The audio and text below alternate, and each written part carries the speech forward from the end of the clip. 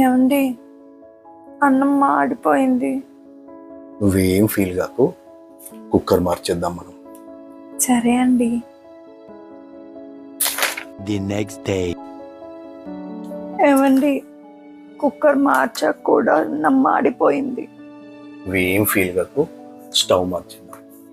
సరే అండి. The next day.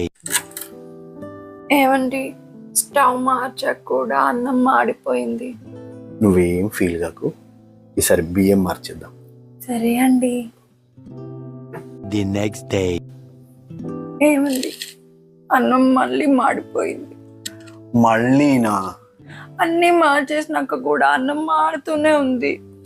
అసలు మార్చాల్సిన దాన్ని మార్చేసే ధైర్యం నాకు లేదు. కానీ ఏంటి? నువ్వేం ఫీల్ కాకే, రేపటి నుంచి వంట నేను వండేస్తాలే.